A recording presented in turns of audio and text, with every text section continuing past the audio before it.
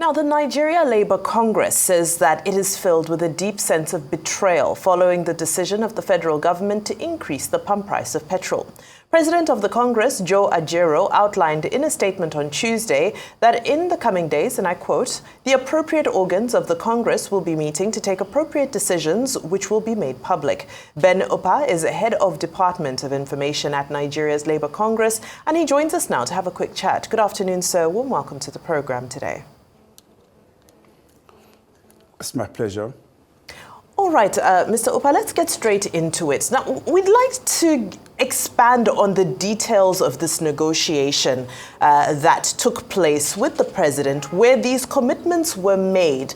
What were the exact commitments, just for the sake of clarity? And secondly, is there any agreement to the effect of these commitments that were made?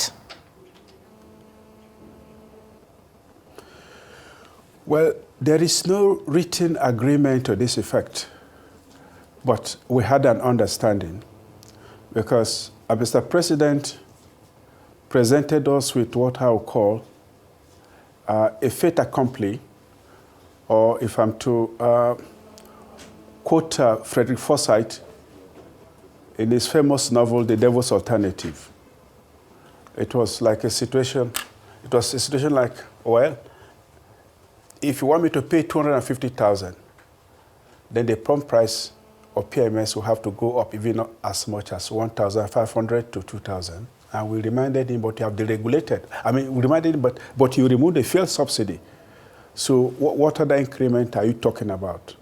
And Mr. President did admit, well, if you don't allow me to go the whole hog, okay?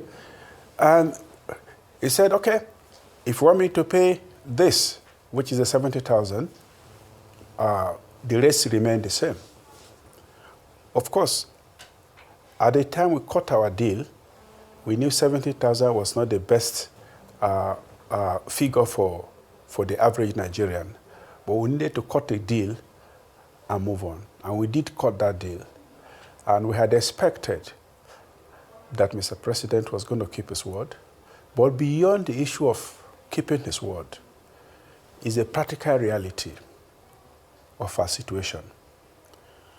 The way he dealt with the fuel subsidy removal on May 29, 2023, caused a major storm, a storm never experienced in this country. It caused a major socioeconomic dislocation, creating a spiral of over 500% in the cost of living, rents, health, and other associated aspects of life. He followed that up with the massive devaluation of the naira, and then the 250% hike in electricity something. Nigerians, for goodness sake, are just trying to come to terms with these extreme market policies. And then he shifts the goalposts again. This is another storm. And it's not good for the health of this country, and it's not good for the health of the citizens. Everybody is complaining. And then he raises this question, who are these policies exactly for? Who are they for? Workers are groaning. The average Nigerian is grinding. Businesses are folding up. So who are these policies supposed to benefit? That will be my response to your first question. Thank you. Thank you for that explanation, Mr. Upah. Now, of course, we do know that based on this sense of betrayal, rightly so, that the NLC feels, based on your explanation, we understand that there's a threat for a potential strike.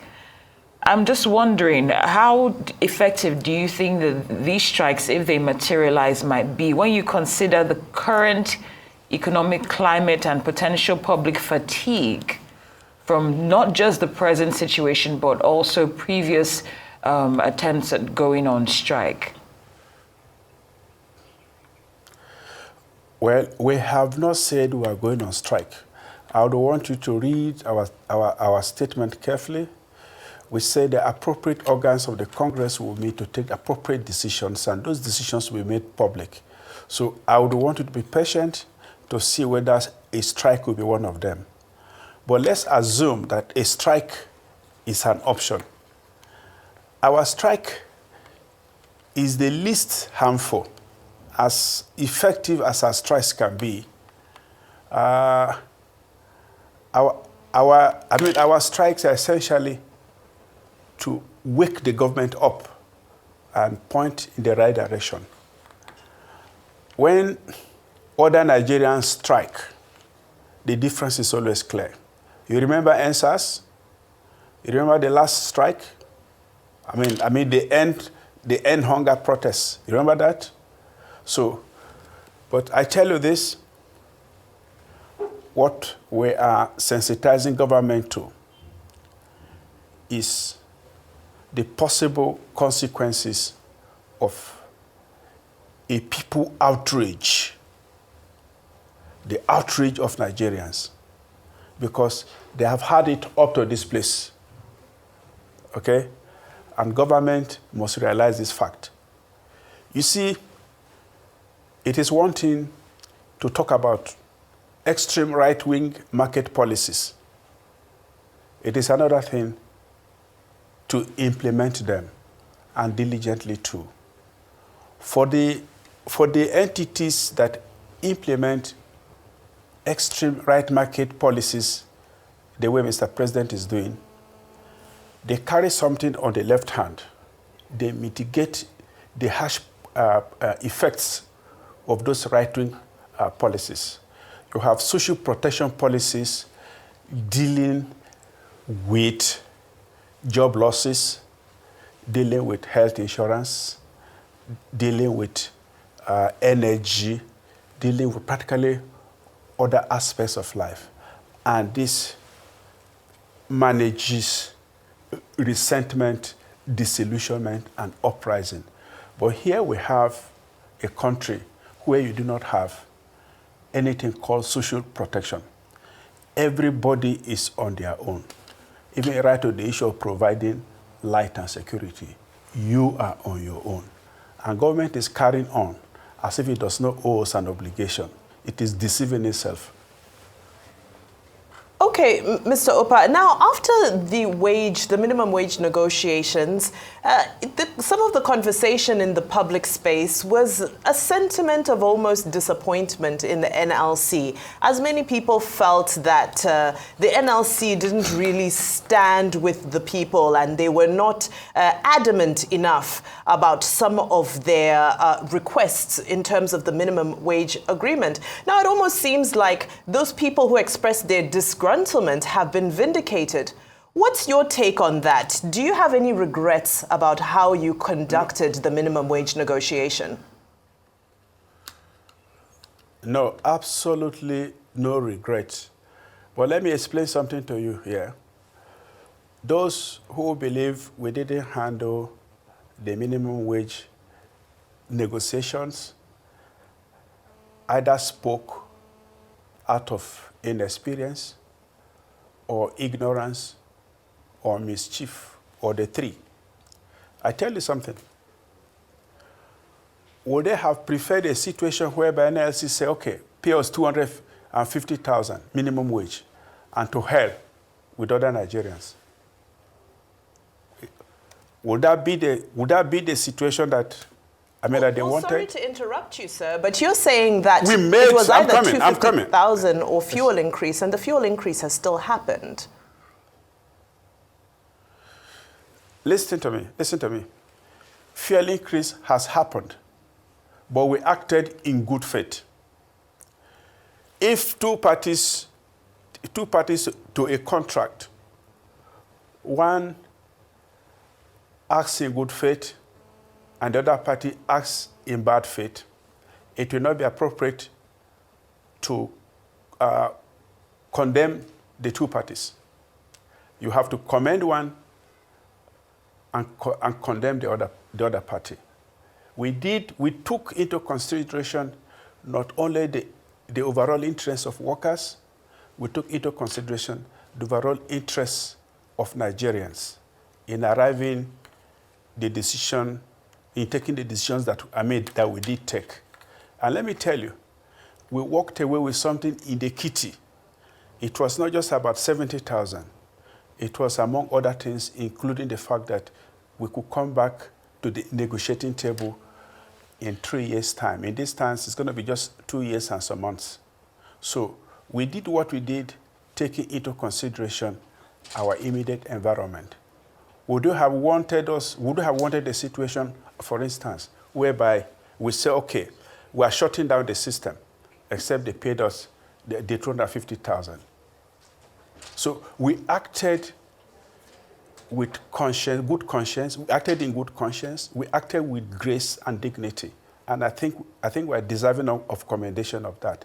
If any party now is deserving of condemnation, it should be the federal government of Nigeria. And remember, this is not just about the minimum wage alone. This is about the existence of all citizens that are domiciled in this country, because we are at various levels of threat, which aggregate at existential threat, okay? There is no one at this moment except those who have direct access to the till, who take money without accounting to anybody. Everybody's at various levels of threat. And I make this comment with all sense of seriousness and dignity, and I have my facts. It is convenient for the members of the economic team of this administration to quote figures, but figures have to be realistic and inclusive. I mean, what is growth without impact on the people? You have a situation whereby government is very rich and it has no citizens. The citizens are dying in droves. We've reached a level of man eat man, woman eat woman. And government is solely responsible for this.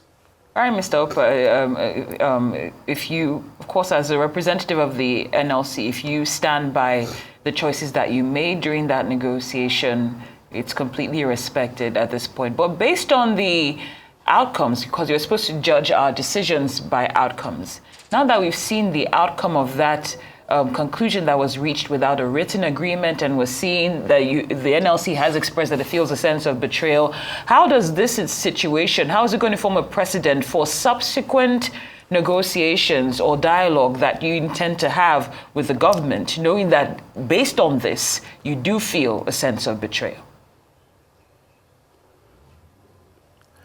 Well, let me explain this. Let me explain the situation this way. That life is a learning process. Day in, day out, we learn new lessons. And by the time we stop to learn, we're already in our final destination. That is the grave. So for us, it is a lesson, and it is a lesson that we intend to remember. But beyond that, when a party to a contract unilaterally breaches a fundamental term in that contract, the immediate effect may be on the party that has been betrayed. But in the final analysis, the parties often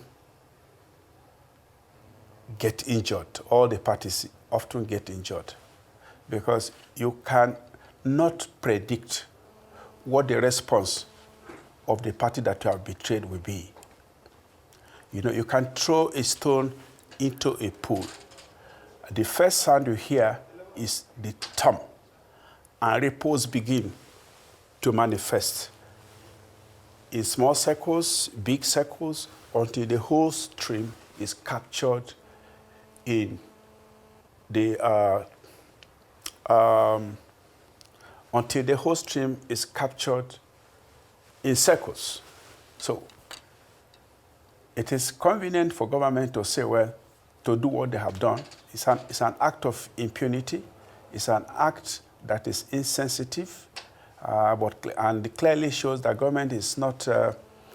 It shows clearly that government is underestimating its environment. Okay. Mr. Benson. It's not off to, yes. On that very philosophical note, we thank you so much for your time and your contribution. Of course, we all just pray that the pains can be dealt with so that we can all live a comfortable life in Nigeria. Thank you so much for your time today.